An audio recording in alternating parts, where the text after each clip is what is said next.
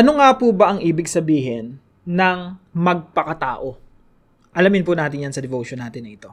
Magandang araw po sa bawat isa sa inyo. Welcome back to our 365 Daily Devotions Seminar Edition. Dito po sa devotion natin na ito, sasagutin natin yung tanong na ano ba ibig sabihin ng tunay, yung tunay na ibig sabihin ng magpakatao. Now, maunawaan po natin yan kapag naunawaan po natin yung ginawa ng Panginoong Jesucristo na yung Diyos nagkatawang tao para i-model talaga sa atin ng Panginoong Jesucristo. Anong ibig sabihin ng magpakatao? Kasi lost na tayo nawala na yung idea natin ng ano bang ibig sabihin ng maging tao according to the original design of God. Nawala na yun, lost na yun fallen na tayo, nagkasala na tayo. Kaya ang hirap ng magpakatao, hindi na natin alam kung ano ibig sabihin nun. Pero si Jesus, iminodel niya, pinakita niya ano bang ibig sabihin ng pagiging tao. So, ito po ay parte ng economic subordination na topic po natin. Ano po ba economic subordination? Economic subordination in the Trinity means that the Son and the Spirit willingly follow the Father's leadership in the work of salvation while still being fully equal in the divine nature. This does not mean they are lesser in being, but that they have different roles in God's plan for redemption. Pag nagbabasa kasi ka ng Bible, parang maiisip mo, parang mas mababa si Jesus Christ sa Diyos Ama. Kasi ang Diyos Ama ang nagsugo, si Kristo ang isinugo. Kaya ang argumento ng iba, hindi, si Kristo, lesser God siya. Marami talagang Diyos, hindi isa ang Diyos, maraming Diyos. At si Kristo, maliit na Diyos, small God. Kaya nabubuo yung maraming mga kulto. Kasi hindi na naiintindihan yung economic subordination. Na si Jesus, kapantay siya ng Diyos Ama, pero nagpakumbaba siya, nagpakababa siya, naging sumunod siya sa Diyos Ama. Siya yung Diyos na nagkatawang tao para sundin ang kalooban ng Ama. Pero hindi ibig sabihin nun, hindi sila pantay. Pantay si Kristo, ang Ama, at ang Espiritu. So, yan po ang ibig sabihin ng economic subordination. Mahabang topic po yan. Pero gusto ko lang i-emphasize ano ba yung ibig sabihin ng pagiging tao or magpakatao. Dito po sa picture natin, ito po yung I hope lahat tayo dito Trinitarian kasi yun po yung biblical. So meron talagang iisang Diyos lang. Gusto ko lang linawin, merong iisang Diyos at yung Diyos na yon inhayag niya yung sarili niya sa Father, Son, and Holy Spirit. So merong three members of the one God. So hindi marami ang Diyos, isa lang ang Diyos at yung Diyos na yon pinahayag niya yung kanyang sarili sa tatlong persona, Father, Son, and Holy Spirit. The Father is fully God, the Son is fully God, the Spirit is fully God. Now, kung gusto po natin na makakita ano ba yung pananampalataya ng Kristiyano simula ng unang panahon pa hanggang sa kasalukuyan, basahin niyo po yung Athanasian Creed. Pwede rin po akong gumawa ng video patungkol po rito. Now, sabi po rito sa John chapter 15 verse 26, sabi po ng Panginoong Jesucristo, pakinggan niyo po yung sinabi ni Jesus Christ. When the Advocate comes, yung banal na Espiritu, whom I will send to you from the Father, the Spirit of truth who goes out from the Father, He will testify about me. So dito makikita nyo yung Trinity Merong isang Diyos na Trinity. Subalit kung dumating na ang mga aliw, yung banal na Espiritu, na aking susuguin sa inyo mula sa Ama, ang Espiritu ng katotohanan mula sa Ama, siya ang magpapatotoo tungkol sa akin. So, pag naunawa natin economic subordination, na ibig sabihin nun, yung Father, Son, and Holy Spirit, may kanya-kanyang mga roles. Hindi ang Father ang namatay doon sa krus, kundi ang Son, the Son, Jesus Christ. At ang banal na Espiritu, siya yung isinugo ng Diyos Ama, Diyos Anak, para manahan sa atin, at siya yung ginagamit, siya yung humihipo sa ating mga puso para manampalataya sa Panginoong Jesucristo. So, hindi natin pwedeng bali-baligtarin yung lalo na yung Father and Son. Hindi natin pwedeng sabihin yung Son ang nagsugo sa Father. Hindi pwedeng ganon. Magkakaiba yung roles nila. Pero pantay-pantay sila. Kaya wag nating iisipin na mas mababa yung isinugo kesa sa nagsugo. They are equal. And there's only one God. Now, isang bagay na matututunan po natin dito sa economic subordination, na si Jesus Christ talagang pinakita sa atin kung anong ibig sabihin ng maging tao. Kasi Diyos siya na nagkatawang tao. Tingnan po natin sa mga puntos natin. Umpisahan po natin sa pinakauna. The Father sent the Son to express His great love. So ito po yung unang puntos natin. Sabi po rito sa Romans chapter 5 verse 8, "But God demonstrates His own love for us in this: while we were still sinners, Christ died for us." By the way mga kapatid, no, kung meron man sa atin nagdududa sa pag-ibig ng Diyos, sabi rito sa Romans 5:8, pinatunayan niya. God demonstrates, pinatutunayan ng Diyos ang kanyang pag-ibig sa atin. Merong pruweba, merong patunay na hindi natin pwedeng pagdudahan. Ano yung patunay ng pag-ibig ng Diyos sa atin? Na noong tayo'y makasalanan pa, noong tayo'y unlovable, hindi ka mahal-mahal, madumi sa harapan ng Diyos, makasalanan. Nung tayo'y mga makasalanan pa, si Kristo ay namatay para sa atin. That's love. Loving the unlovable. Hindi natin kayang pagdudahan ng pag-ibig ng Diyos kasi pinatunayan niya ng ating Panginoong Kristo ay namatay doon sa krus. Pangalawang puntos, Jesus' submission is the essence of true humanity. Again, yung Diyos ang nagsugo sa anak bilang kapahayagan ng kanyang pag-ibig sa atin. Sa pamamagitan ng pagiging tao ni Kristo, ipinakita talaga sa atin anong ibig sabihin ng magpakatao. Kaya, kapag tatanungin natin ating sarili, ano ba ibig sabihin ng pagiging tao? Minsan, ang definition na natin ng tao, makasalanan. Or, to err is human. Ang magkamali ay pagiging tao. Hindi po yan ang original talaga ng plano na. Hindi yan yung original na design ng Diyos sa tao. Ang original ng design ng Diyos sa tao, perfect. Kaya ang Panginoong Jesucristo, ang tinuturo ng Biblia sa atin, maging perfect ka. Maging perfect tayo. Because God designed us to be perfect.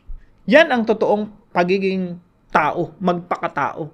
Maging perfect ka. Now, of course, sa kalagayan natin ito, tayo makasalanan. Hindi tayo talaga perfect sa kalagayan natin ito. Pero wag nating sabihin na yung essence of humanity ay yung pagiging makasalanan.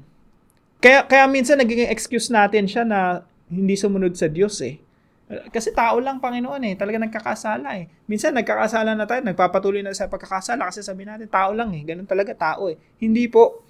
Ang design ng Diyos sa atin, ang tunay na pagiging tao ay sumunod sa Diyos Ama.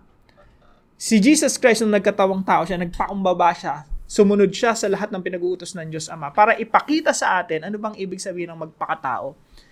So in short, ang pagpapakatao ay pagiging submissive sa Diyos. Yan ang tunay na pagiging tao. Kaya sabi rito, basahin ko po ng mabilis, no? Sa Tagalog po. Kaya't sinabi sa kanila ni Jesus, pakatandaan ninyo na walang magagawa ang anak sa kanyang sarili lamang. Ang nakikita niyang ginagawa ng Ama, ang siya lamang niyang ginagawa. Ang ginagawa ng Ama ay siya rin ginagawa ng anak. Grabe, pagpapasakop ng Panginoong Jesucristo sa Diyos Ama to show us what it means to be human. Pag sinabi natin, anong ibig sabihin ng pagpapakatao? Pagpapasakop sa Diyos. Yun ang ginawa ng Panginoong Jesucristo nung nagkatawang tao siya. John chapter 6 verse 38, ako'y bumaba mula sa langit. Kaya si Jesus talaga Diyos eh. Bumaba mula sa langit. Para ano? Hindi upang gawin ang sarili kong kalooban, kundi ang kalooban niya na nagsugo sa akin. Yan ang ibig sabihin ng pagpapakatao. Nung nagkatawang tao si Jesus, iminodel niya sa atin what does it mean to be a human being. Magpasakop sa kalooban ng Diyos. John 8:28, kaya't sinabi ni Jesus, kapag naitaas na ninyo ang anak ng tao, malalaman ninyong ako'y ako nga. Wala akong ginagawa batay sa sarili kong kapangyarihan, ang ipinapasabi lamang ng Ama ang siya kong sinasabi. Philippians chapter 2 verse 5 to 11. Naway magkaroon kayo ng kaisipan ng tulad kay Kristo Jesus. Ayan na, sinasabi na sa atin ng Biblia, ganito magpakatao. Magpasakop ka sa Diyos Ama. Sumunod ka sa Diyos Ama. Si Jesus Christ, sabi rito, kahit taglay niya ang kalikasan ng Diyos, Jesus Christ is God Himself. Hindi niya ipinagpilitang manatiling kapantay ng Diyos, sa halip kusa niyang binitawan ng pagiging kapantay ng Diyos at namuhay ng isang alipin, ipinanganak siya bilang tao, at nang siya'y maging tao, nagpakumbaba siya. Nagpasakop siya sa Diyos Ama. Naging masunurin hanggang kamatayan. Yan ang ibig sabihin ng pagpapakatao. Hindi natin i-define yung pagpapakatao na to err is human, ang magkasala ay pagiging tao. Hindi po. Ang pagpapasakop sa Diyos, ay yan ang tunay na pagpapakatao. At pangatlo po, the Spirit empowers us to become like Christ. Yan po yung economic subordination. Father, Son, and Holy Spirit, iba-iba yung roles. At ang ginagawa ng Santong Spirito sa atin, marami itong mga verses po rito akong sinulat, no? Basahin nyo na lang po. Dako po tayo dito sa pinakahuli. Ezekiel 36:27. Sabi dito, and I will put my spirit in you. Anong purpose ng Spirito? Bakit inilagay sa atin? And move you to follow my decrees and to be careful to keep my laws. Para makasunod tayo sa Diyos, para matutunan nating magpasakop sa Diyos, maging totoong tao, tunay na tao na nagpapasakop sa Diyos. Aking ilalagay ang aking Spirito sa loob ninyo at palalakarin ko kayo ng ayon sa aking mga tuntunin at magiging maingat kayo sa pagsunod sa aking mga batas. So, ang role ng Banal na Spirito sa atin ay turuan tayo paano ba magpakatao sa definition ng Diyos. Again, ang pagpapakatao ay pagpapasakop sa kalooban ng Diyos. Diyan ay iminodel ng Panginoong Jesucristo nung siya ay Diyos at nagkatawang tao. Bilang application po sa topic natin na ito, number 1, mga kapatid, mahal ka ng Diyos. Huwag mong pagdudahan yan. So, respond to God's love by loving Him with all your heart, mind, soul, and strength. Mga kapatid, do we love God? Mahal ba natin ang Diyos? Mahirap na tanong yan. Huwag nating sabihin yes agad, no? We have to evaluate ourselves. Mahal ko ba talaga kay Lord? At alam niyo po, isang madaling measurement kung mahal mo talaga ang Panginoon, mahalin mo yung hindi ka mahal-mahal, alang-alang kay Kristo. Sasabihin mo talaga, Lord, this is how I will show my love for you. I will love the unlovable. Kasi minahal niyo ako nung unlovable ako eh. Even now, unlovable ako, pero minamahal niyo ako. Lord, I will do the same to other people. Number 2, do not use Jesus' divinity as an excuse for disobedience. Ayan na. Maraming mga Kristiyano, sinasabi nila sa kanilang pag-usapan na kasalanan, no? Bawa, ayaw mong magpatawad. Sasabihin ng nag-a-advise, patawarin mo na, si Kristo nga nagpatawad eh. Tapos sasabihin ng isang Kristiyano, Diyos siya eh. Kaya niya magpatawad, ako tao lang, no? Hindi ko kaya magpatawad. Mga kapatid, listen to this. Ang pagpapakatao ay pagpapasakop sa Panginoong Diyos. Ginawa ng Panginoong Jesucristo, siya ay Diyos na nagkatawang tao para i-model sa atin anong ibig sabihin ng maging tao. Si Jesus yung standard ng pagpapakatao. Kaya hindi natin pwedeng sabihin na si God, si Jesus, Diyos siya eh. Nagkatawang tao nga eh, para magkaroon ng model. Para magkaroon ng standard. Nung nagkatawang tao siya, sinasabi ni Jesus Christ sa atin, ganito ang pagpapakatao. Magpatawad ka. Huwag natin gawing excuse yung pagka-Diyos ni Kristo para hindi sumunod sa Diyos. Hindi natin pwedeng sabihin, si Jesus ang makakagawa nun kasi Diyos siya eh. We don't get the point. Ang point ay, si Jesus nagkatawang tao para ipakita sa atin paano ba mabuhay bilang tao. Kung nire-require tayo ng Diyos magpatawad right now, ginawa ni Kristo yon, magpatawad tayo. Kung ano yung mga inaalagaan nating kasalanan, si Kristo, iminodel niya sa atin anong ibig sabihin ng magpakatao. Magpasakop tayo sa kalooban ng Diyos kung paano nagpasakop ang Panginoong Jesucristo sa kalooban ng Diyos. And number 3 po, submit to the Holy Spirit in order to please God. Hindi po natin talaga mapapasaya ang Diyos. Yan, by the way, ang purpose kung ikaw ay bago dito sa channel natin, lagi kong sinasabi, ang purpose natin is to please God, to make God happy, to glorify God.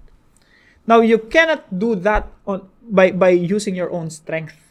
Kaya ibinigay sa atin ng Santong Spirito, sinugo sa atin ng Santong Spirito to empower us to obey God. Again, sabi sa Ezekiel 36:27, I will put my spirit in you and move you to follow my decrees and be careful to keep my laws. So, ang kailangan lang natin, sumunod, magpasakop sa Santong Spirito at ang Santong Spirito ang mag-uudyok sa atin, magpapalakas sa atin upang masunod natin ang ating Diyos. Maging tunay na tao tayo according sa disenyo ng Diyos. Now, para po sa ating discussion, why is it important to make Jesus our model for being human? Pag-usapan po natin yan sa ating mga discussion groups at para po sa ating panalangin. Heavenly Father, thank you for sending your Son as the ultimate expression of your love. Jesus, I praise you for your perfect obedience, showing me that through humanity, is found in submission to the Father. Holy Spirit, empower me to follow Christ's example, shaping my heart to love God with all my being. Help me to walk in obedience, not using excuses, but relying on your strength to live a life that pleases you. Humble me that I may obey you with all my heart. Thank you, Lord God, for giving me the opportunity to become a member of your family. In Jesus' name, amen and amen.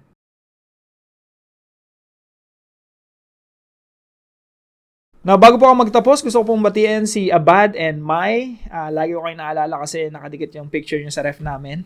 I hope nasa mabuti kayong kalagayan. Now, kung kayo po yung natutunan sa devotion natin na ito, ay palam nyo lang po sa comment section right below this video. And please don't forget to share this devotion to your family and friends. Magkita-kita po tayo bukas ng umaga dito po sa ating daily devotions.